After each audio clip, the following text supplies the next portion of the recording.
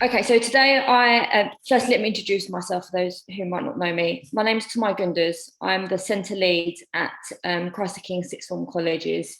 We are a free site institution based in South East London. But lucky enough today, I'm joined by our network partners. So we've got Judy from Learning Enterprise College in Bexley, and we have who Sonia might dip in a bit later, Sonia Mackenzie from Shooters Hill College. And I have Katie Sillam, who works alongside me as a colleague at Christ the King Sixth Form College in Lewisham as well. So let me see if this works this time. So when this is a new project for us. It's not I guess, an existing project that we've taken into this year. It's a completely brand new project. And what we wanted to look at is deepening conceptual understanding amongst GCSE Resit Maths students, particularly looking at sequences of concrete, pictorial and abstract representations. But we had to modify this in September because of the fact that we had COVID restrictions. So thankfully, actually, the one thing that COVID did do for us beneficially is we looked at virtual manipulatives rather than physical manipulatives online. So these were our research objectives. So the first thing we knew we had to do straight away, because this was a new world for us, the world of virtual manipulatives, was do a lot of research, looking at literature review, looking at what's out there at the moment, what people think about CPA, what's being trialled, what's being done in the classroom, first of all. And then we tried to look at how we could develop and refine our own app that we could make free, available to all of our students and nationally to all Resit GCSE students. And almost not just taking something off the shelf, trying to develop it and mold it to what we wanted it to be. Now, the reason why we did this is because there's a lot of apps out there and a lot of companies out there that claim to build conceptual understanding, but really what they're doing is just fluency. So there's a real difference here between aiming for fluency or building conceptual. And the conceptual was a really important point for us. We spoke to Emma, who many of you know from Grimsby, and we really wanted to make sure that our apps kind of fed into a Focus 15 scheme of learning, which covered a lot of the 15 main topics. So the one that we focused on for this project was the fractions, decimals, percentage ratio, which is her first units of her Focus 15. And then we wanted to obviously analyse this approach and how it enables students, or maybe didn't enable students, to grasp and understand skills and topics and why that was. Then we wanted to compare different learners to see how they responded to the intervention. And of course, hopefully we're matching the objective today, which is to share our results as far as possible locally and nationally.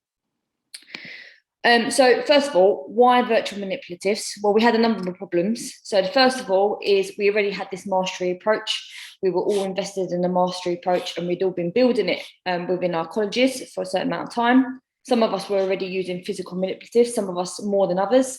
Some of us, physical manipulatives was actually a new thing that we were introducing to our class. We had a whole bag of experience within our action research group. We then had the issues, which was COVID-19 and the restrictions of actually using physical manipulatives in the classroom was a real problem for us this year. The other thing that we really discussed, which was an issue, was the lack of access to technology. So for some of us, we didn't have a laptop trolley in the maths department that we could just rely upon whenever we needed it. And also vocational areas took a higher priority, particularly this year, where there was a lot of coursework going on, or the vocational areas did need more access to computers than the priority was for GCSE maths students. So we didn't have that facility. So then we looked at, okay, so what technology do we have in the classroom other than the whiteboard that the teacher uses or the overhead projector? And then we looked at a double problem here, which is, well, actually students are always distracted by their mobile phones. So could we not actually utilise that within the classroom? Well, we're asking students, actually, no, take out your phones. We're going to use it. We're going to use it with an app, with a maths app. So that's how we started to look at virtual manipulatives. So we brought all of these ideas together and fed them all into this action research. So why virtual manipulatives and how are they actually classified? So virtual manipulatives are really relatively new concept, and they rise in the late 1990s. Dorward and Hill were the first to have been funded by the National Science Foundation in the US, and they created an NLVM, which is a National Library of Virtual Manipulatives, which, if you go back onto it and look at the website, they're very old because they're still Java based, and they were very much for like the secondary school sort of age group students. but it is very specific. They are very specific in the research in terms of what is defined as a virtual manipulative. So Moya describes it as it's interactive, it's web-based, it's visual, but it has to have a dynamic object which can be manipulated on the screen, and it gives opportunities for students or learners to construct mathematical knowledge. And counter examples of these are, for example, filling in a form is not a virtual manipulative, a worksheet on a screen, or simply just answering questions on an app in the presence of a virtual object, for example, is not an example of virtual manipulative. So things that we use in-house, like MathWatch, Hegarty Maths, revision resources, stuff like that, like VLE platforms, they're not virtual manipulatives. So it's really, you have to be actually quite clear about what the difference is between the two of those things. So I'm now going to hand over to Jude. Hello. Hi. Hello, Jude. Hi. Yeah, so the first part of our research was finding out what was currently available. So we had a look at web-based and phone apps to sort of see what was out there. The first one that you can see on the screen is MathSpot, which has got a wide range of virtual manipulatives. If you haven't checked it out, it is really good. And it has actually got a bar model app on there, which is great, but through the phone, it wasn't optimized for the phone, or it isn't. So when you start pushing buttons on it, the keypad pops up and it wasn't great. So we carried on looking. We had a look at the Mathicon Polypad. There is an app for this and also a website. And this one, because it is designed for the phone, that was a good thing. And it is simple to use and it does look pretty.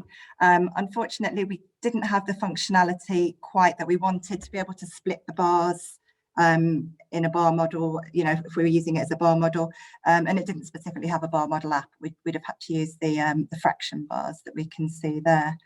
Yeah, so then we had a look at the Mathies range of apps, and again, these are good because they are apps, they're optimized for the phone. I think there's a growing family of them at the moment. I keep seeing more whenever I look. They are, however, quite busy on the screen, so there's quite a lot of functionality there. Could be good if, you know, but it would take some time to get used to. The fraction strips was the closest one to what we were looking for a bar model app, and it was quite nice. We'll show you another picture of that in a moment. And as Tume said, we had contacts with the Maths Learning Centre.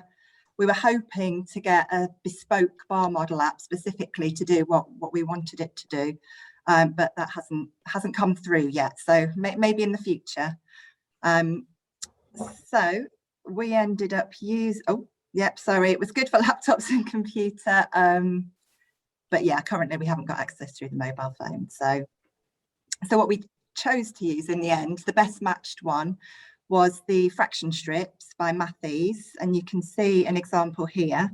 So what it is good for is comparing fractions and finding equivalences. So you can look at the example and see here that it's quite easy to compare the 2/4 to the 3/6, and even underneath you can change the value 6 so that you can go up and down with the arrows, and it's nice for students to be able to find those common denominators or common multiples and leading on to the addition with fractions. So that's what we went with. Yeah, that's me. Thank you, Jude. And then we knew that the app was only half the story. So we then went back to our literature and knew that when we wanted to introduce the intervention, what did we need to consider first? So a lot of the importance from the literature was that learners actually had time to play with the app first. So we made sure that that was incorporated in our delivery, but also we needed supporting material. So it's not good enough just to give the app to students for them to manipulate and to use. We had to give them a little bit of direction, a little bit of support. So then for a couple of months, it did take a couple of months as an actual research group, we really started to delve into, okay, what materials do we need alongside this to guide their learning? And so we ended up planning a sequence of lessons with 3 units altogether. So the resources we used was a PowerPoint presentation. Obviously, we had the student mobiles and we had the fraction tool app that we were going to use. We used roughly about 3 hours per unit. So for many of us, that's a week's worth of lessons for each unit.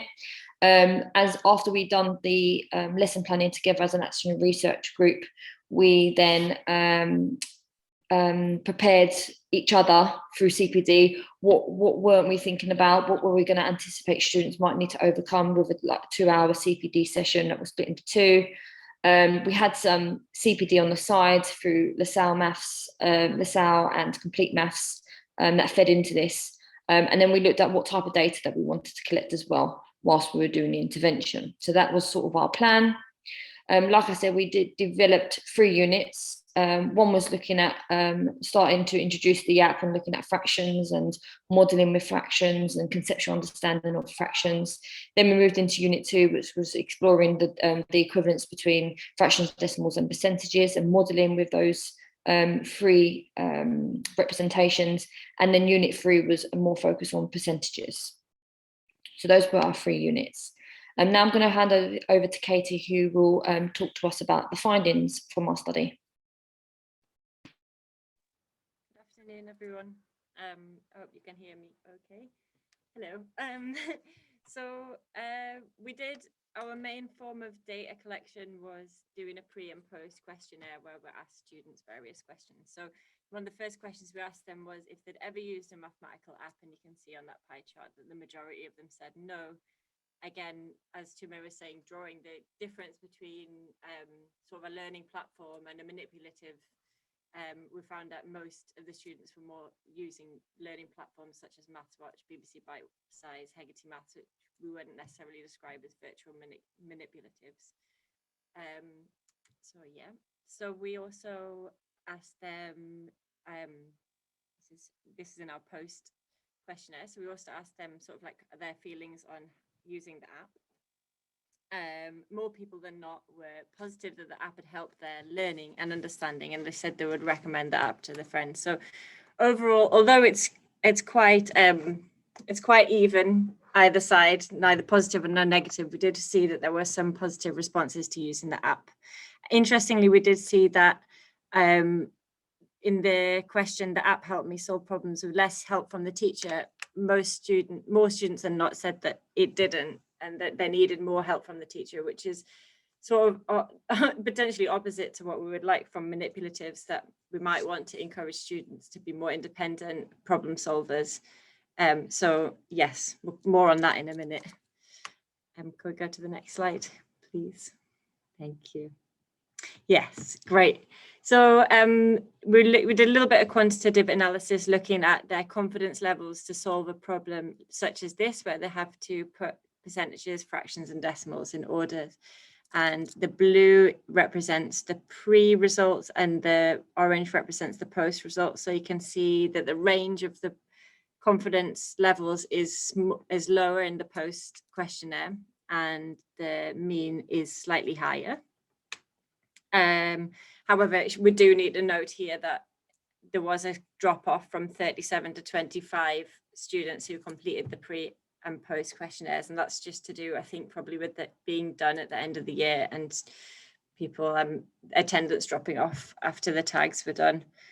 So yeah, so we're not quite sure whether this is a conclusive result or whether it is to do with different students completing different questionnaires, but it potentially suggests that the confidence levels did increase, which is nice.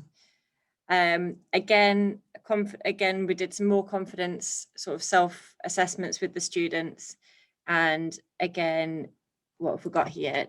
The blue one is the pre-questionnaire and the orange line is the post-questionnaire. And we asked them about their confidence solving fractions, decimals, percentages, and ratio questions separately. And we can see the orange line is slightly higher. And except for percentages where it seems to be equal. And percentages, interestingly, percentages was the topic that we didn't teach. We didn't have time to teach. We taught them all of the other ones. So yeah, we don't know whether that's to do with the use of the app or whether it's just to do with us spending a little bit of extra time in the lessons on that. But again, it suggests something, there's some relationship going on there that we could dig into a little bit more. So we also did some qualitative data collection from them. We asked them to explain how they found using the app, and many of the students said they needed more time to adapt to the app. And we expected this from the literature review. We know that a lot of manipulatives take time for students to adapt to them in order for them to become fluent using them as a problem-solving tool. We saw that neutral or negative comments from students were more likely to reference time and adaptation to the app. And yeah, could go to the next slides. Yes. And so, sorry that the writings are very tiny here. So I'll just explain what's going on and then I'll read a couple of the comments to you so you don't have to strain your eyes too much. So in the green circle, we've got positive comments from students. For example, I find using the app very interesting and helpful. Using the bar model for me has helped me a lot, especially with working each section of a section. It was really helpful when it comes to doing calculations is another comment, and it was really helpful with questions I did not understand was another comment. So there were some nice positive comments there. We've also got some negative comments in the red circle. I really didn't like it, but the help of my teacher, I understood it a little bit. Someone else saying not user-friendly enough, not enough time to adapt. So again, we're starting to see, like in these negative comments, there's reference to adaptation time for students. And again, in the neutral comments, which are in the yellow circle, another reference to adaptation time. I found it hard to use because at first it was complicated, but when you realize and notice how you use it, it makes more sense. Another student saying it was all right, just needed some time to get used to it. So yeah, so that's basically one of our qualitative results that we found. In the blue circle in the center, we've got comments that reference adaptation time from the students, and that's not something we prompted them on at all. So yeah, that's it from me, I think. Thank you, Katie. That's okay. Welcome. So I guess the next steps for us is, because this is the first year that we've done this action research project, for us next year, it's taking our learnings from this year and developing further into next year. So we are going to, we are aware of some of the issues that did come up in terms of time reference, and maybe at the period of time due to COVID and the tags, etc., at which we did deliver it. We're going to amend those things for next year to see if we can come up with maybe more concrete, more conclusive findings than what we have done this year. But I mean, the good thing is actually when we first did our other action research project in the first year, we came across similar things where we weren't really sure in the very beginning whether this is going to work or not. We had an inclination and that feeling as teachers, as you normally do, we've got something here and I think it will work.